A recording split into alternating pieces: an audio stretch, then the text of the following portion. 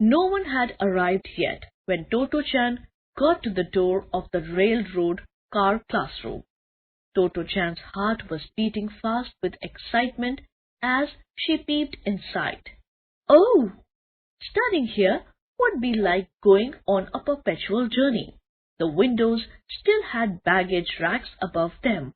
The only difference was that there was a blackboard in the front of the car, and the lengthwise seats had been replaced by school desks and chairs all facing forward.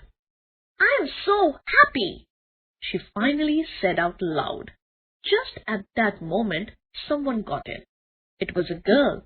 She took her notebook and pencil box out of her school bag and put them on her desk. Then she stood on tiptoe and put the bag on the rack. Totto-chan quickly did the same. Eventually, there were 9 pupils in the car. This comprised the first grade at Tomei-gakuen. They would be traveling together on the same train. Going to school in a railroad car seemed unusual enough, but the seating arrangements turned out to be unusual too. At the other school, each pupil was assigned a specific desk, but here they were allowed to sit anywhere they liked at any time.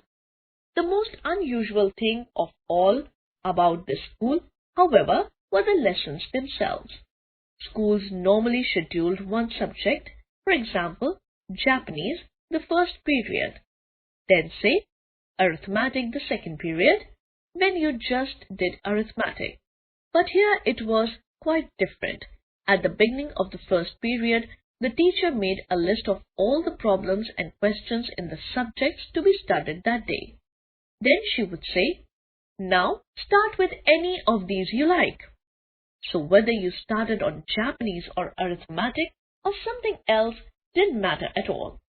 Someone who liked composition might be interested in writing something, while behind you someone who liked physics might be boiling something in a flask over a burner, so that a small explosion was liable to occur in any of the classrooms. After the lessons, it was time for something from the oceans and something from the hills. The lunch hour Totto-chan had looked forward to so eagerly. The headmaster had adopted the phrase to describe a balanced meal, the kind of food he expected you to bring for lunch in addition to your rice. Instead of the unusual "train your child to eat everything" approach, the headmaster asked the parents to include in their lunch boxes something from the oceans and something from the hills. Something from the ocean meant seafood, things such as fish and sukada ni, tiny crustaceans boiled in soy sauce and sweet sake, while something from the hills meant food from the land, like vegetables and meat. The headmaster came to look in all the lunch boxes. Totto-chan had doubts about whether her lunch would be approved.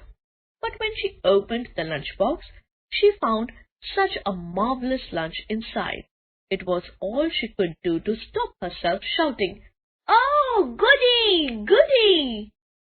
Her lunch contained bright yellow scrambled eggs, green peas, brown denbu, and pink naked corduroy.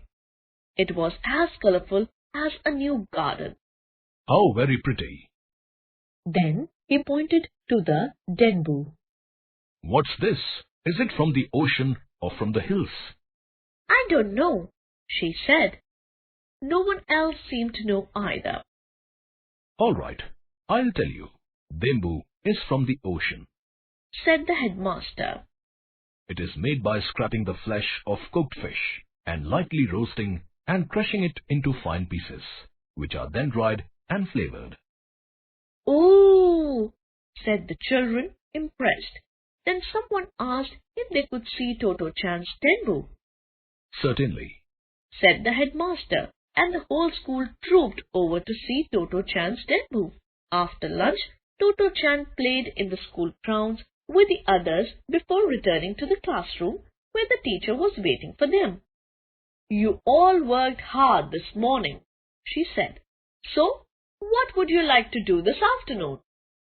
There was a unanimous shout. A walk! All right, said the teacher, and the children all began rushing to the doors. Totto-chan was used to going for walks with Daddy, but she had never heard of a school walk. She was astounded.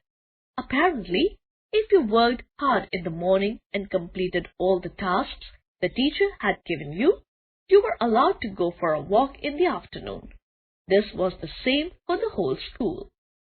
Out of the gate they went and began walking along beside a stream.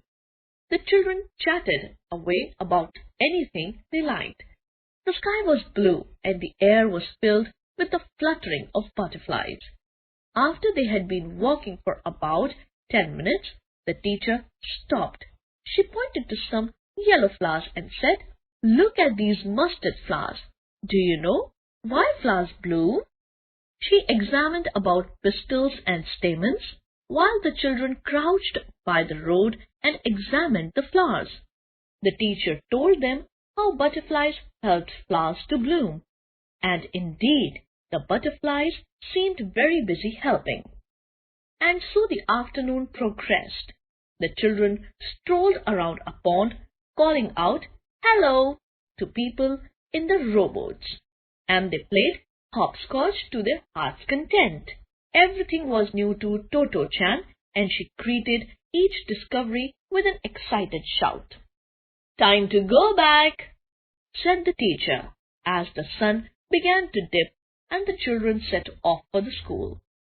Little did the children realize then that these walks, a time of freedom and play for them, were in reality precious lessons in science, history, and biology.